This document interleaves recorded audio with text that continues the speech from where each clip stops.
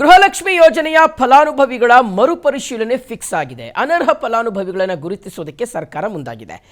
ಆಧಾರ್ ಜೊತೆಗೆ ಮತದಾರರ ಗುರುತಿನ ಚೀಟಿಯ ಸಂಖ್ಯೆಯನ್ನು ಸಹ ರಾಜ್ಯ ಸರ್ಕಾರ ಕಡ್ಡಾಯಗೊಳಿಸಿದೆ. ನೋಡಿ, ಈಗ ಈ ಗೃಹಲಕ್ಷ್ಮಿ ಯೋಜನೆಯ ಫಲಾನುಭವಿಗಳ ಮರುಪರಿಶೀಲನೆ ಬಹುತೇಕ ಖಚಿತ ಆಗಿದೆ. ಮತ್ತೆ ಪರಿಶೀಲನೆ ಮಾಡ್ತಾರೆ ಮತ್ತು ನೀವು ರಿಜಿಸ್ಟರ್ ಮಾಡ್ಕೊಳ್ಬೇಕಾಗುತ್ತೆ. ಅನರ್ಹ ಫಲಾನುಭವಿಗಳನ್ನು ಗುರುತಿಸೋದಕ್ಕೆ ರಾಜ್ಯ ಸರ್ಕಾರ ಮುಂದಾಗಿದೆ. ಆಲ್ರೆಡಿ ಟೆಕ್ನಿಕಲಿ ಒಂದು 4 ಲಕ್ಷ ಜನರನ್ನ ಗುರುತಿಸಿದ್ದಾರೆ. ಇನ್ನೂ ಒಂದಷ್ಟು ಜನರನ್ನ ನಾವು ಶಾರ್ಟ್ ಲಿಸ್ಟ್ ಮಾಡ್ತೀವಿ ಅಂತ ಹೇಳ್ತಾ ಇದ್ದಾರೆ. ಈ ಆಧಾರ್ ಜೊತೆಗೆ ಮತದಾರರ ಗುರುತಿನ ಚೀಟಿ ಸಂಖ್ಯೆ ಸಹ ಕಡ್ಡಾಯ. ಯಾಕೆಂದ್ರೆ ಬೇರೆ ರಾಜ್ಯದವರು ಸಹ ಇಲ್ಲಿ ಗೃಹಲಕ್ಷ್ಮಿಯ ಒಂದು ಸವಲತ್ತನ್ನು ಪಡ್ಕೊಳ್ತಾ ಇದ್ದಾರೆ ಅನ್ನೋ ಆರೋಪ ಇದೆ. ಹೀಗಾಗಿ ಈ ಮತದಾರರ ಗುರುತಿನ ಚೀಟಿ ಅಂದರೆ ಈ ರಾಜ್ಯದ ವೋಟರ್ಸೇ ಅವರು ಅಂತ, ಕರ್ನಾಟಕ ರಾಜ್ಯದ ವೋಟರ್ಸೇ ಅವರು ಅನ್ನೋದನ್ನು ಕನ್ಫರ್ಮ್ ಮಾಡ್ಕೊಳ್ಬೇಕು. ಹೀಗಾಗಿ ಪಡಿತರ ಚೀಟಿಯೂ ಕೂಡ ಕಾಂಗ್ರೆಸ್ ಸರ್ಕಾರ ಕೇಳಿದೆ. ಪಡಿತರ ಚೀಟಿ ಅಂದರೆ ರೇಷನ್ ಕಾರ್ಡು ಮತ್ತು ರೇಷನ್ ಕಾರ್ಡಲ್ಲಿ BPL ಕಾರ್ಡ್ ಕಂಪಲ್ಸರಿ ಇರಬೇಕು.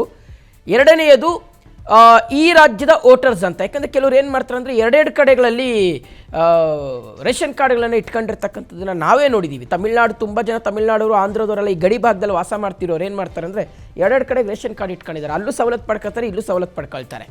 ಹೊಸ ಅರ್ಜಿಗಳ ಬದಲಾಗಿ ಮರುಪರಿಶೀಲನೆ ಅಂತ ಅದಕ್ಕೆ ನಾಮಕರಣ ಮಾಡಿದೆ.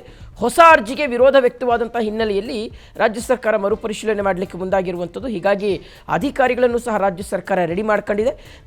ಪರಿಶೀಲನಾ ಸಭೆಯಲ್ಲಿ CM DK ಶಿವಕುಮಾರ್ ಅವರು ಮಾದರಿ ಅರ್ಜಿಗಳನ್ನು ಅಧಿಕಾರಿಗಳಿಗೆ ತೋರಿಸಿದ್ದಾರೆ. ಅಂದರೆ ಯಾವ ರೀತಿಯಾಗಿ ಆ ಫಾರ್ಮನ್ನು ಫಿಲಪ್ ಮಾಡಬೇಕು ಮತ್ತು ಜನರಿಗೆ ಯಾರಿಗೂ ಸಹ ತೊಂದರೆ ಆಗಬಾರ್ದು ಅಂತ.